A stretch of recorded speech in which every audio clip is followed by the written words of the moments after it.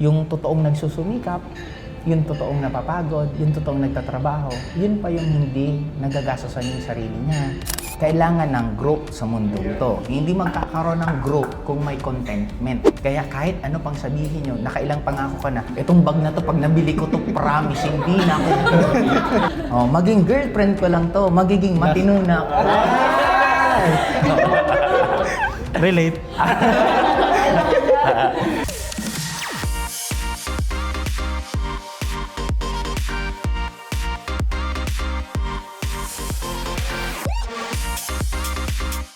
Hi classmate! Nandito tayo ngayon sa ating mentoring ulit and simulan natin para makarami tayo. Hello, mentor. Meron pa akong tanong sa iyo, mentor. Ano po ba yung maa-advise mo sa mga OFW na hinihinga ng pangbakasyon nila dito sa pamilya sa Pinas at the same time yung panghanda din sa mga okasyon? Ngayon sa akin siguro, ang advice ko, on personal kong opinion. Kasi magkakaiba naman ang tama at mali sa bawat tao. Pero sa akin kasi, lagi ako dun more on sa long term. Ibig sabihin, nung ako nga nagsimula mag-network, hindi ako umati ng mga birthday, hindi ako umati ng mga festa. Kasi for me, minana lang naman natin yan sa mga Spaniards. Iyan ang paniniwalang yan na ginagawa natin hanggang ngayon. Na dati ang gumagawa lang yan, yung may makaya. Ngayon kasi kahit ordinaryong tao, ginagawa yan. Now sa akin, ang titingin ko palagi, bilang isang OFW, hindi ka naman kasi habang buhay malakas. Ang question ko dun palagi, pag natapos na yung trabaho mo, ano yung pagkakakitaan mo? And the worst part sa atin, may mga akong na kilala, nung may kinikita pa siya, nung malaki kinikita niya, tuwing uwi niya, mga 2 jeep ang sumusundo sa kanya, tapos nagkakagulo yung baryo nila, tapos nung time tumanda siya, magre-retire na siya sa Pilipinas, pag uwi niya, wala nang sumundo sa kanya. Kaya nga bumalik ulit siya sa ibang bansa, hanggang doon na lang siya nagdesisyon na parang doon na antayin niyang matapos yung buhay niya kasi ibang-iba na yung sitwasyon nung kumikita siya tapos hindi na siya kumikita. Kaya kung sa akin na magiging ruling ko, simple lang. Hindi ko naman sinabing hindi tayo tumulong, pero ang sinasabi ko mas maganda yung kinikita mo sa business mo, ay sa trabaho mo, maghanap ka ng negosyo, nakikita ng pera, yung kinikita ng negosyo mo, yun yung gamitin mo pang tulong. Kasi honestly, gano'n naman ginagawa ng mga mayayaman na, di ba, nagkakaroon ng trending. Para ako, dati naalala ko, nag-trending yung isang video ko na bumili ako ng t-shirt ng LV na nasa 16,000. Tapos si Dan kasi, nagbibiroan lang kami doon, hindi ko naman alam na binivideo niya kasi mura naman. Pero technically, mura din naman siya sa side ko. Kasi kahit pa paano, medyo okay din naman yung kinikita ko na kaya kong bumili ng damit or t-shirt ng gano'n na hindi umaaray yung pakiramdam mo. Yes. Diba? Kumbaga, magkakaiba naman ang tao na kung sa iba siguro yung 16K, medyo matagal nilang pag-ipunan yun para pambili lang ng damit. Talagang medyo magiging parang luho. Sa akin, honestly, hindi ko naman siya kailangan masyadong pag-ipunan. Kaya para sa akin, parang okay lang yun. Kaya yun ang pinaka-advice ko sa lahat ng mga OFW kasi nakita ko yung totoong sitwasyon ng majority ng OFW sa Asia, even sa Middle East. Hindi naman lahat namumulot ng pera. May mga iba akong kilala na natutulog sila sa isang higaan. Instead na isa lang, natutulog 3. May ibang rotational yung tulog nila kasi para mas makatipid. Kaya mapapansin sa mga OFW, may kilala ba kayong OFW na nagpo-post ng picture nila ng tinitirahan nila or tinutulugan? Bakit hindi? Kasi hindi talaga ganun kaganda yung tinutulugan nila. Kaya yun yung mga, parang hindi na yung kinukwentong buhay ng isang OFW. Kaya sa akin din, sa lahat po ng makakapanood nito, kung mayroon kang kamag-anak na OFW, sana naman, alagaan nyo rin yung tinutulong nila sa inyo. Kasi hindi po nila pinupulot yung pera. Kaya sa akin, business-minded na mindset, maghanap ka muna ng pagkakitaan. Yung trabaho mo, i-invest mo yung negosyo mo. Nasa iyo kung anong negosyo nakikita mo. Alagaan ng mabuti. Pag kumita ng maganda yung negosyo, yung kinikita doon, yun na yung pwede mo itulong kahit kanina. Pero sa ngayon, kung galing sa tinatawag na active income, pag sinabing active income, ito yung nag-e-effort ka para kumita ka, alagaan nyo ng mabuti. Ang dapat na ruling dyan, i-invest para lalong dumami. Kasi mapapagod din ang katawan mo. Pag napagod, ano pa? At ang worst, alam naman natin lahat, hindi lahat ng tinutulungan, pag ikaw nangangailangan, magtutulungan ka. Kaya hindi ko naman sinabing maging selfish, pero sabi ko lang unahin mo. Ikaw naghirap niyan, ikaw nagpagod niyan, ikaw nagtrabaho niyan, ikaw magdesisyon ng pera mo. Wag ka magpapadala sa ibang tao. Nagbago ka na. Di ba, hindi lang nabigyan ng chocolate, mayabang ka na daw. Di ba? May mga ibang ganun eh. Kung hindi ka naman sa nila lahat, pero may mga ibang ganun. Kaya para sa akin, ano muna, mag-focus muna paano lalong padamihin yung pera. Pag medyo marami, saka na tumulong. Ayan. Thank you so much, Mentor. Sige, thank you. Ayun. So, sa akin naman po, mentor, ito naman po yung tinake note ko na tanong. So, okay lang po ba na magpahinga din muna sa trabaho, mag-travel minsan, or umuwi ng probinsya pag may mga holidays po? Technically, depende naman sa pinagdadaanan mo, depende sa ginagawa mo. Karapatan natin na mag-enjoy. Karapatan natin na ipamper at i-spoil sarili natin, lalo na kung nagsusumikap ka. Pero wala kang karapatan mag-enjoy kung wala ka naman ginagawa para sa sarili mo. Yes. Diba kung isa kang batugan sa bahay nyo na wala kang ginagawa, tapos may gana ka pang magbakasyon kasi nai-stress ka. Grabe naman yun. Diba? Para sa akin, if you're tired dahil ang dami mong stress, ang dami mong kailangan kasi bibigay ka eh. Especially sa panahon natin right now na kung sino pa yung kumikita, siya pa yung ang daming responsibilidad na parang napanood ko to sa isang pelikula, parang kay John Lloyd ata to. Ay, kay John Lloyd, kay Aga, hindi ko na maalala. Or kay Ding Dong, basta hindi ko na maalala. Yung galing mo naman. Yung parang... Rewind? Hindi rewind eh. Parang nasisisi siya na parang kasalanan. Sabi ni Ding Dong ito, bakit parang kasalanan ko pa na maganda buhay ko? Hindi ko kasalanan kung nagsumikap ako. Gusto ko magbago buhay ko. Ba't parang nagiging obligasyon? Parang ganun yung story. Is it my fault that I worked hard para sa kung anong meron ako? Is it my fault that I have the means to help you? Huh? Do you even know what I went through? What I had to give up just to help you? Hindi. Hindi, di ba? Dahil wala naman ni isa sa inyo na nagtanong sa akin kung okay ako. Na parang ganun kasing kultura ng Pilipino eh, di ba? Yung totoong nagsusumikap, yung totoong napapagod, yung totoong nagtatrabaho, yun pa yung hindi nagagastosan yung sarili niya. Kasi yung mga kamag-anak, kakilala, lahat, sila pa yung lahat na, hindi, tulungan mo kami, hindi, obligasyon mo kami, pangit ugali mo, nag-abroad ka lang, iba na ugali mo, gano'n eh.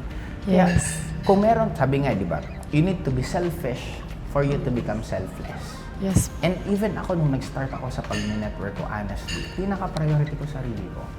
Kaya nga, dumating sa point dati na question ako ni Tinong bago pa lang kami. Sabi niya, bakit parang mas galante ka sa downlines mo kaysa sa pamilya mo? Ang sagot ko, sabi ko, Mami, ang downlines kasi negosyo yan.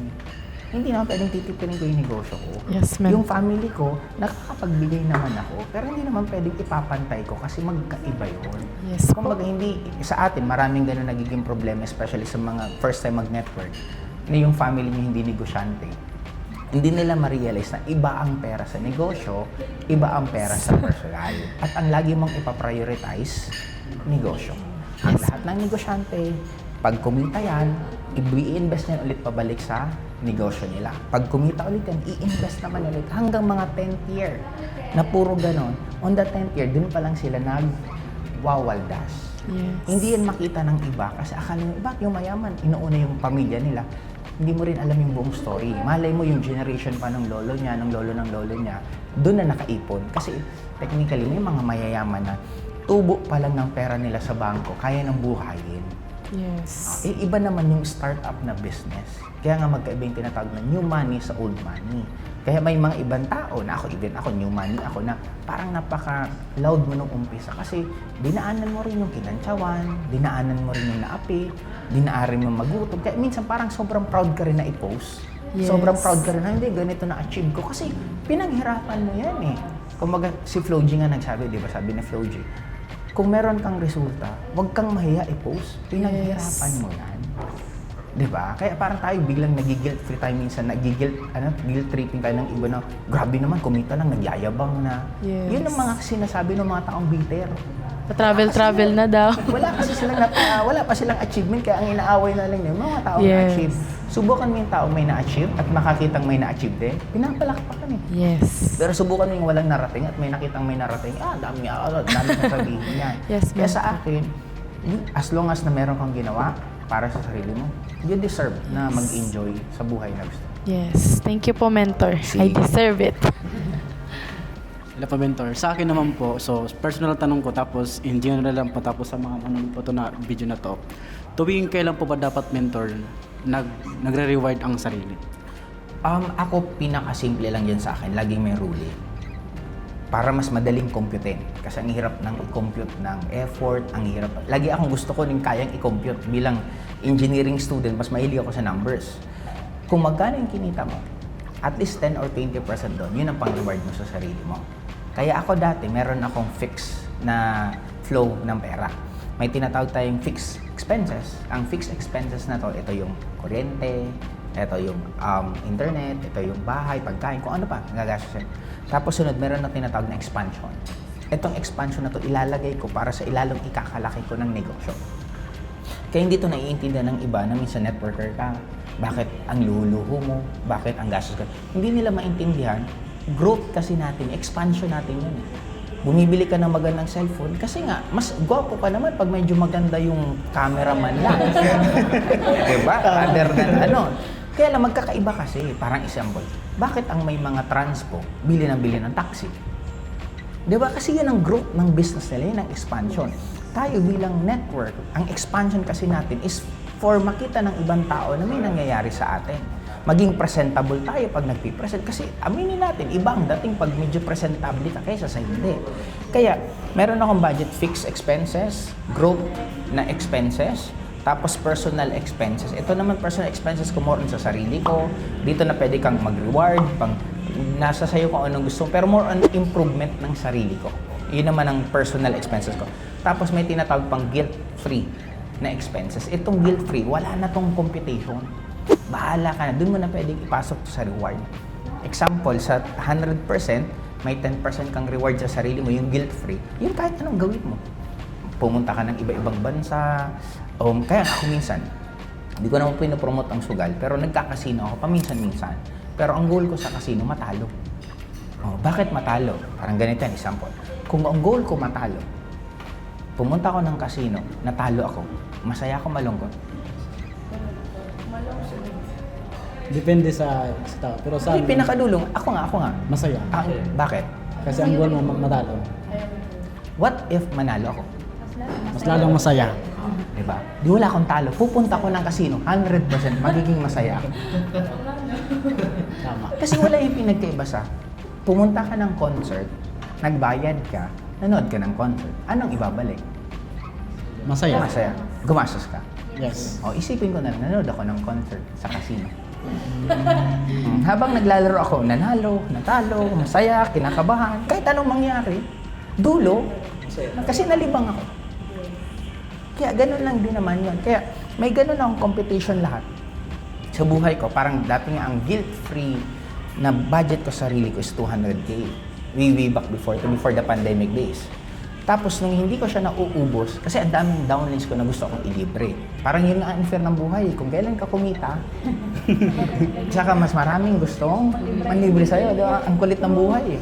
Subukan mong may kotse ka, manghiram ka sa may kotse, papahiramin ka. Subukan mong wala kang kotse, manghiram ka sa may kotse, hindi ka papahiram. Wala, ganun ang buhay. Totoo yan. Okay. Parang kanina lang. Parang may hugot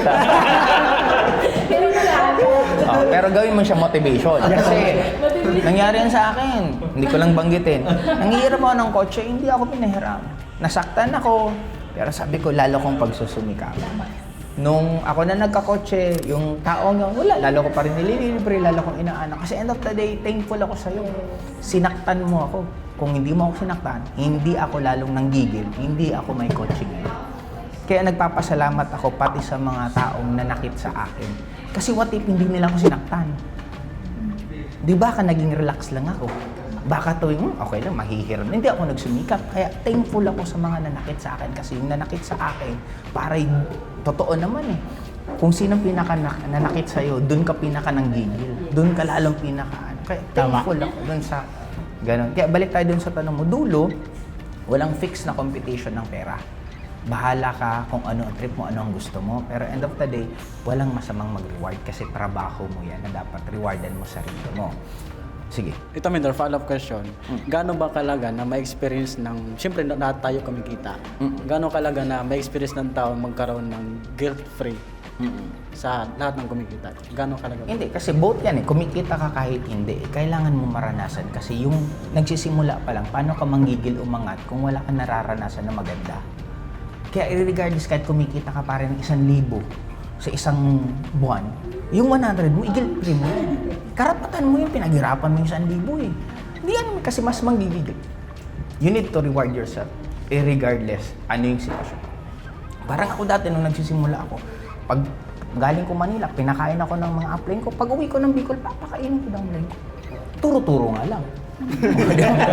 Yun ang kaya ng budget ko eh. Pero pag umupo na ako sa mesa, akala mo, million kinikita ko. Pagkausap ko sila, gagayahin ko lang lahat ng sinabi ng upline ko. Ganun ako.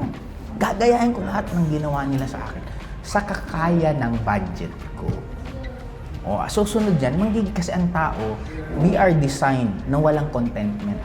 Kasi biological programming ng tao, kailangan ng growth sa mundo ito. Hindi magkakaroon ng growth kung may contentment.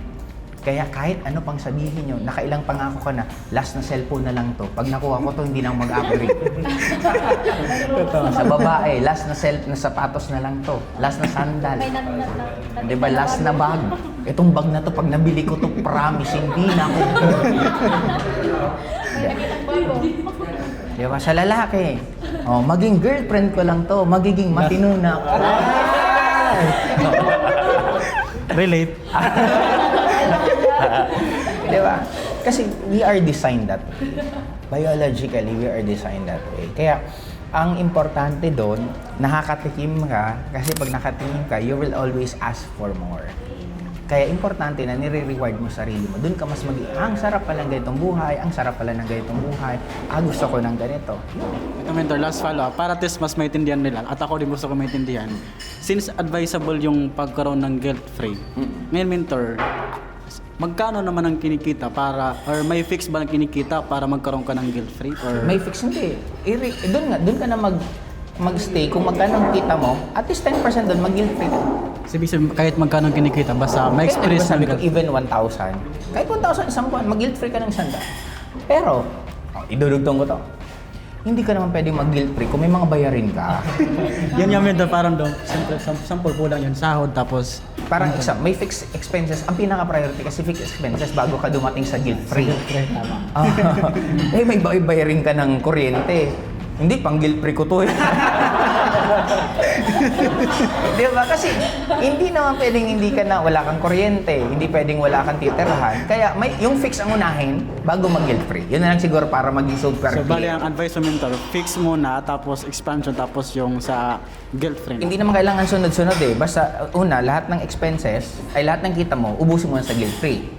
O, para hindi na tayo magkagulo-gulo, yung matitira, doon ka na mag-ano ng percentage. Example, ang guilt-free mo, ang fixed expenses mo, 5,000. 5,000 kinita mo. Wala na mo ng guilt-free. Wala mo ng expansion. Wala mo ng personal growth. Okay?